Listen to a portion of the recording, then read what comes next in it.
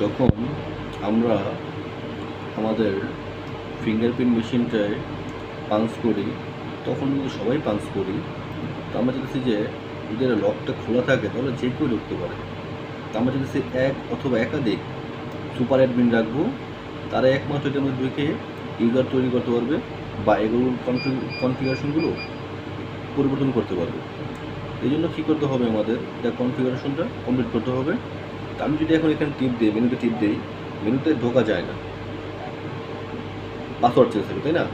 নির্দিষ্ট পাসওয়ার্ড ছাড়া এটা ঢোকা যাবে না। তা আমি সেই পাসওয়ার্ডটা দিয়ে ঢুকবো।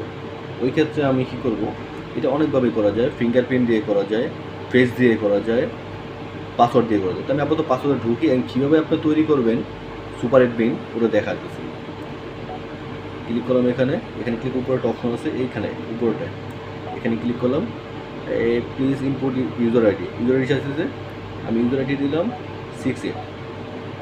ওকে, এখন আপনার ফিঙ্গার দেবেন না পাসওয়ার্ড দেবেন, দুটোই সেট করা আছে। আমি দিলাম পাসওয়ার্ড।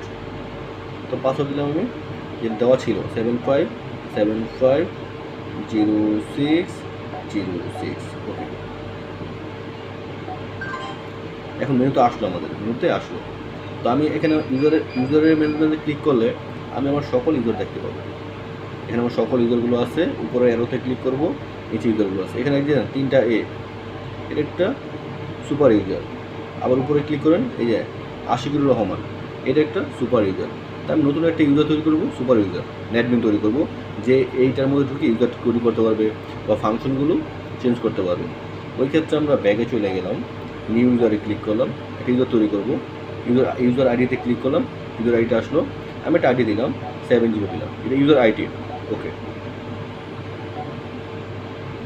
ইউজার আইডি এসেছে 70 ইউজার আইডি। ইউজার নেম দিলাম, সুপার দিলাম, SUPER,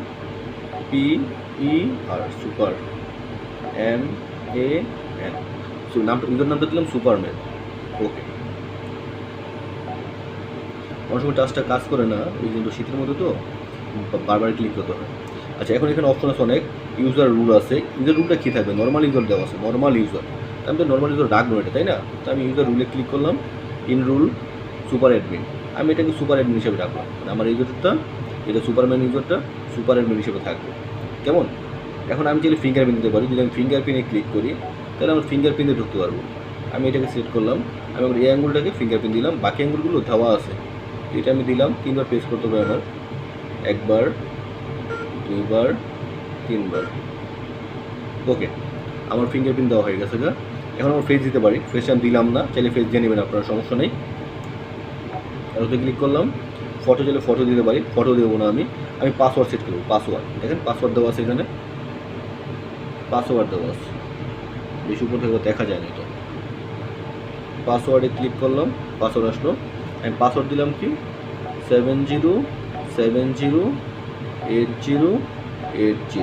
ওকে, পাসওয়ার্ডটা দিলাম।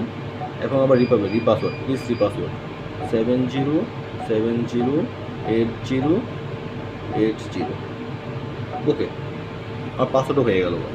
এখন যদি আপনি এটা ব্যাগে বের করুন, ব্যাগে যান, তো আমরা এটা অল ইউজারের মধ্যে যাবো, একদম নিচে গেলে দেখা যাবে আমাদের সুপারম্যান নামে একটা ইউজার আছে, ওটাকে অ্যাডমিন পাসওয়ার্ড দেওয়া আছে, মানে অ্যাডমিন করা আছে। আমি এখন ব্যাগে চলে যাই, বেরিয়ে গেলাম এখান থেকে। এখন যদি আমি ঢুকতে চাই, মেনুতে ঢোকা সম্ভব না, পাসওয়ার্ড চাই। তো আমি সেম যে কজন সুপার অ্যাডমিন দেওয়া আছে তাদের নামে আমি ঢুকতে পারবো, তাদের ইউজার আইডি ঢুকতে পারি। উপরে পাসওয়ার্ডে ক্লিক করলাম, প্রথম হচ্ছে ইউজার আইডিটা কত দিলাম, আমি 70 দিলাম। ওকে ক্লিক করলাম, ঢুকে গেল। ফিঙ্গার দেবো না পাসওয়ার্ড দেবো, যেটা মন চায়। ফিঙ্গার দিলে ফিঙ্গার এটা দিতে, এই আঙুলটা দিতে হবে, আর পাসওয়ার্ড দিলে এটা। পাসওয়ার্ডে ক্লিক করলাম, আমি পাসওয়ার্ড দিলাম 70708080। এই তো আমাদের সুপার অ্যাডমিন হয়ে গেল। এখন যদি আপনি চান, আপনি ডিলিটও করতে পারবেন সুপার অ্যাডমিনটা। অল ইউজারে ক্লিক করবো, একদম নিচে যাব, সুপার অ্যাডমিনে ক্লিক করবো, ডিলিট করা যাবে, এডিটও করা যাবে। তো এই হলো সুপার অ্যাডমিন তৈরি করা এবং ডিলিট করা। তো রাইখা দিই, আল্লাহ হাফেজ।